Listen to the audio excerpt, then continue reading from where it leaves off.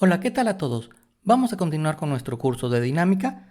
Seguimos en la unidad 2, cinética de la partícula, y en esta videoclase vamos a ver el último tema de la unidad 2. De hecho, también es el último método energético, es el de impulso y cantidad de movimiento.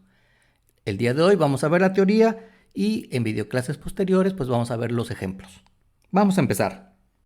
Pues bien, vamos a empezar con el último método energético, es el tercero que vamos a ver, y este se conoce con el nombre de impulso y cantidad de movimiento. Como menciona aquí el texto, pues se utiliza para resolver problemas cuando intervienen fuerzas, masas, velocidad y el tiempo. Y el caso más típico, el más común que puede ilustrarlo, es el de un atleta que hace el salto de longitud en una prueba de las Olimpiadas, ¿no? Él trae, cuando viene corriendo, él trae lo que se llama una cantidad de movimientos, lo vamos a ver ahorita en un instante. Al llegar al punto donde va a saltar, aplica una fuerza con sus piernas, aplica un salto durante un cierto tiempo, ese es el impulso, y finalmente cuando cae, pues también ahora tiene una nueva cantidad de movimiento, ¿no? Entonces, esos tres conceptos, esos tres términos son los que se relacionan aquí en el principio del impulso y cantidad de movimiento. Y como ya en alguna vez les mencionaba yo, la segunda ley de Newton es tan fuerte, tan poderosa, tan bien fundamentada que muchas cosas salen de ella, como es este principio. Y para ello partimos de ella, de la segunda ley de Newton. Recuerden que decimos que la segunda ley de Newton es igual a fuerza igual a masa por aceleración, pero la aceleración, pues nosotros sabemos que va a ser la derivada de la velocidad con respecto al tiempo. Es decir, yo pudiera ponerlo como aquí esta aceleración la cambié por la derivada de la velocidad. Si además supongo que la masa es constante, que no va a estar cambiando, la masa que iría afuera, yo la puedo meter o sacar, según yo quiera, para adelante o para atrás, porque es constante, sería como un número cualquiera, un 5, un 3, un 2. Solo recuerden que la masa no puede ser negativa, ¿no? Y entonces esa masa que iría acá afuera, la meto acá a los paréntesis y ya no estoy hablando de la derivada de la velocidad, sino que estoy hablando de la derivada de todo este término. Este término es el que se conoce como cantidad de movimiento, lo que tengo aquí. Ya lo habíamos mencionado cuando vimos la teoría de la segunda ley de Newton. Bueno, entonces ahora tengo yo que la segunda ley de Newton me quedó expresada que la fuerza es igual a la derivada con respecto al tiempo de la cantidad de movimiento. Si la cantidad de movimiento está expresada aquí, recuerden que esto es un vector, la velocidad es un vector, la fuerza también es un vector, por eso uso letras más negritas que aquí. La masa es una constante, entonces es un escalar, por eso la letra es más clarita, ¿no? Ahora este diferencial de tiempo lo voy a pasar al miembro izquierdo, como tengo acá, me va a quedar fuerza por diferencial de tiempo igual al diferencial de masa por velocidad. Para eliminar el diferencial, tomo yo integral en ambos lados de la igualdad y aquí como la variable es el tiempo, pues me va a quedar una integral desde un tiempo 1 hasta un tiempo 2. Acá como la variable sería masa por velocidad, pues la integral me va a quedar desde la masa por una velocidad 1 hasta la masa por una velocidad 2. Recuerden que la masa es constante, no está cambiando, ¿no? Y bueno, aquí pues ya sabemos que esto se va a cancelar con este integral, y etcétera, etcétera. Ahorita lo vamos a ver. Entonces, pues la integral de la izquierda, esta, no la puedo realizar, puesto que no conozco la fuerza. La integral de la derecha sí, porque simplemente pues, va a ser la velocidad 1 y la velocidad 2, ¿no? Entonces, pues eso sabemos que esa integral nos quedaría como masa por la velocidad 2 menos masa por la velocidad 1. Ahora, si este término que es negativo lo pasamos a este lado, pasa positivo, y diríamos que la masa por la velocidad 1 más la integral es igual a la masa por la velocidad 2. Esto ya dijimos que es cantidad de movimiento, al igual que esto. Diríamos que esta es la cantidad de movimiento en la posición 1 y esta es la cantidad de movimiento en la posición 2. Y esta integral le llamamos impulso lineal o simplemente impulso de la fuerza F durante un cierto tiempo, ¿no? Desde el tiempo t1 hasta el tiempo 2. Ahora, si esa fuerza nosotros la descomponemos en componentes rectangulares, o sea, en X, en Y y en Z, pues este término, esta integral, le llamamos impulso, es el impulso de 1 a 2, que es igual a la integral, y entonces pues lo podríamos descomponer en una integral que va por la componente de la fuerza en X, y esto iría en la dirección Y, ¿no? otra componente que iría en la dirección Y y esto va en J, y otra componente en la dirección Z o una componente Z de la fuerza que va en la dirección K. Como ven, las integrales todas son con respecto al tiempo, porque el tiempo es un escalar, ¿no? Es un valor puntual. Ahora, ¿qué unidades tendrá esto? Bueno, para el sistema internacional, las unidades del impulso, pues estamos viendo que es el impulso se define como la fuerza por el tiempo, ¿no? Diríamos, las unidades son newtons para la fuerza, segundos para el tiempo, pero la fuerza también, pues la podemos expresar como kilogramos por aceleración, o sea, masa por aceleración. Sería kilogramos metros sobre segundo cuadrado. Por estos segundos de aquí, que son estos, se cancela 1, se va con el cuadrado de acá y me quedaría kilogramos por metro sobre segundo, que como ven ustedes, la cantidad de movimiento tiene esas unidades, ¿no? La masa tiene unidades de kilogramos y la velocidad de metros sobre segundo, pero esto es exactamente lo mismo que los newtons por segundo, por eso es que los puedo sumar, ¿no? O sea, kilogramos por velocidad es igual a newtons por tiempo. Bien, eso es en el sistema internacional. En el sistema inglés, pues el impulso tendrá unidades de libras por segundo, ¿no? O sea, fuerza por tiempo. Ahora, esta ecuación, pues que es la ecuación del principio del impulso más la cantidad de movimiento, pues lo que me está diciendo es que la partícula de masa m que viene con una cantidad inicial de cantidad de movimiento inicial, le voy a agregar un impulso y eso me va a dar una nueva cantidad de movimiento en la posición 2, ¿no? La cantidad de movimiento en la posición 1 más el impulso que recibe es igual a la cantidad de movimiento en 2, como el ejemplo que les ponía yo del atleta, ¿no? Que cuando él viene corriendo es su masa por su velocidad, eso es su cantidad de movimiento que trae en ese instante. Cuando él salta, está aplicando una fuerza que está actuando un cierto intervalo de tiempo. La fuerza la aplican sus piernas, ¿no? Y la suma de ellos dos me va a dar una nueva masa por cantidad de por velocidad, o sea, su nueva cantidad de movimiento.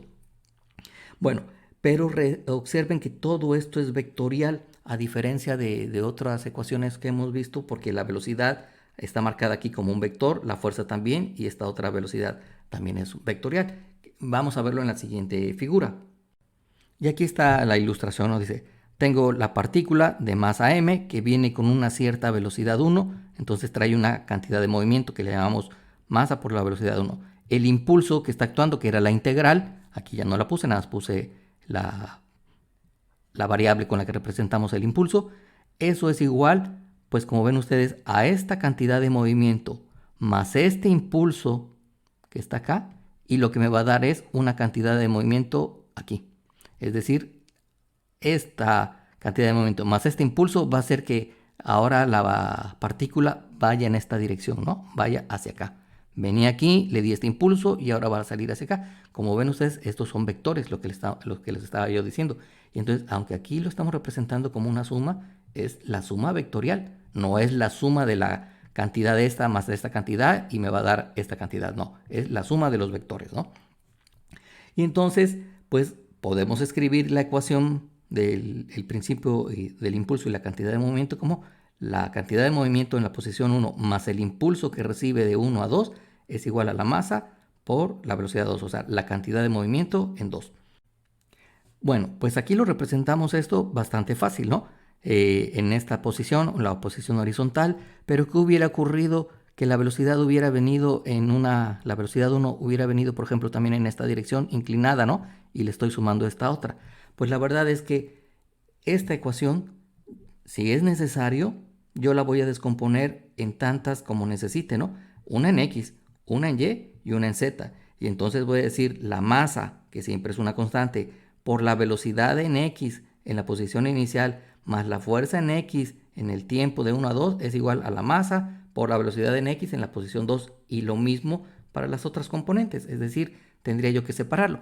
Exactamente como veían ustedes en estática. ¿Se acuerdan que decían ustedes, por ejemplo, suma de fuerzas, y esto era vectorial, 0? Sí, pero en realidad lo que hacían ustedes era decir suma de fuerzas en X igual a 0, y luego decían suma de fuerzas en Y igual a 0, ¿no? Y entonces, en realidad, digamos, yo tenía aquí una partícula y todas las fuerzas que actuaban sobre esa partícula, la F1, la F2, la F3, etcétera, etcétera, pues yo las iba a sumar y iba a obtener yo una resultante.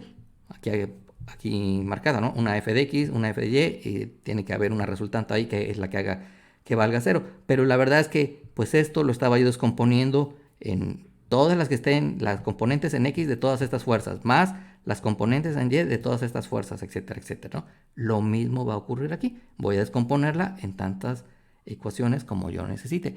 Y lo mismo que hacíamos en otros casos.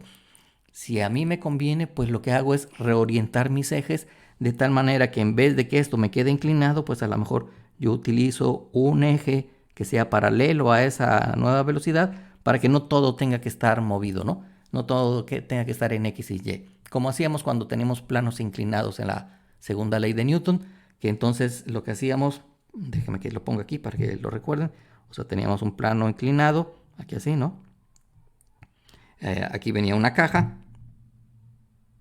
y entonces lo que elegíamos nosotros era que mi eje coincidiera con el movimiento para que no fuera tan complicado el asunto, ¿no? Y entonces todo lo que yo iba a analizar con la segunda ley de Newton nada más estaba contenido en el eje X. Aquí no siempre se va a poder, pero si se puede, digamos que esto fuera horizontal y el impulso también fuera horizontal, pues ya todo me quedaría en una sola dirección, ¿no? Pues bueno, continuemos. Entonces, teníamos nosotros que la ecuación del impulso y cantidad de movimiento lo ilustramos con esta figurita, ¿no? Y teníamos una partícula, permítame por aquí, una partícula que recibía el impulso de una fuerza y pues al final terminaba con una cantidad de movimiento en 2. Pero ¿qué pasa cuando yo tengo más de una fuerza que se la aplico en el mismo intervalo de tiempo a la partícula? Bueno, pues en vez de tener un impulso, pues voy a tener la suma de los impulsos, es decir, el impulso de cada fuerza. El impulso de esta, si hubiera además una fuerza que viniera aquí así, pues sería el impulso de ella, ¿no? Si además hubiera otra fuerza que viniera hacia acá, pues también sería el impulso de esa fuerza, ¿no? Todos esos impulsos los sumaría yo y la ecuación seguiría siendo válida. La cantidad de movimiento inicial más la suma de todos los impulsos es igual a la cantidad de movimiento en 2.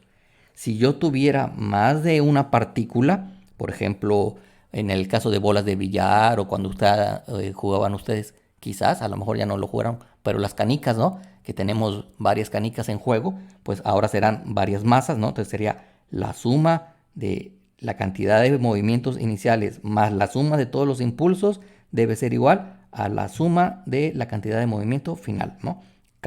Lo que aquí podemos hacer es separar y decir para cada partícula, para cada masa, establezco una ecuación. En vez de quedarme con una sola ecuación grandotota, las voy separando, ¿no? Por último, dice aquí que si no se ejercen fuerzas externas sobre la partícula, es decir, si no hay fuerzas externas, no hay impulso, entonces esto valdría 0 y me va a quedar que la cantidad de movimiento inicial es igual a la cantidad de movimiento final, ¿no? Entonces la suma de la cantidad de movimiento inicial es igual a la suma de la cantidad de movimiento final, si no hay fuerzas externas. Y entonces pues esto está implicando que la cantidad de movimiento se conserva. Como diríamos nosotros, como el principio de conservación de la energía, hay el principio de conservación de la cantidad de movimiento, ¿no? Y se conserva también si no estoy aplicando fuerzas externas al sistema. Ya por último, para terminar con la teoría, bueno, acabamos de ver que el impulso se define como esta integral. La fuerza por el diferencial de tiempo desde el tiempo 1 hasta el tiempo 2. Eso implica que la fuerza debe estar expresada como una función del tiempo, digamos 3t cuadrada más 5t, lo que ustedes quieran, eso sería la fuerza, ¿no? En función del tiempo. Pero, como tengo aquí, cuando la fuerza es constante, cuando esta fuerza ya no está cambiando con respecto al tiempo, por ejemplo, aplico una fuerza de 50 newtons, entonces, al ser constante, esa fuerza la puedo sacar de la integral, que es lo que tenemos aquí. La fuerza que estaba aquí la saqué y solo me queda la integral del diferencial del tiempo. Entonces, pues ya sabemos que la integral y el diferencial se cancelan y nada me quedaría tiempo con límites de T2 a T1, ¿no? Entonces me va a quedar la fuerza por T desde T1 hasta T2. Entonces sustituyo T2, aquí está, menos T1, acá está, por la fuerza. Entonces, cuando la fuerza es constante, puedo decir que el impulso simplemente va a ser la fuerza por el incremento en el tiempo, ¿no? O por el cambio en el tiempo, donde pues este delta t pues es esto, ¿no? T2 menos T1, es decir, el tiempo que actúa la fuerza. Digamos, una fuerza de 50 newtons que actuó 3 segundos, pues su impulso será 50 por 3, 150 newton segundo, ¿ok? Cuando la fuerza es constante. Si la fuerza no es constante, lo que les decía yo, si la fuerza fuera, por ejemplo, F de t igual a 3t cuadrada menos 5t más 8, entonces ya aquí no puedo decir simplemente esta ecuación por este intervalo de tiempo, ¿no? Porque ya no es constante. Esto tendría yo que meterlo hasta acá, dentro de la integral, hacer la integral correspondiente y sustituir los límites del tiempo. Y eso sí me daría el impulso. Pero pues muchas veces el impulso pues va a ser simplemente una fuerza constante que lo voy a poder multiplicar nada más por el tiempo que actúa. Pues bien, con eso vamos a terminar la teoría del tema. Terminamos la videoclase del día de hoy y empezaremos en la siguiente videoclase con los ejemplos. Que tengan un excelente día.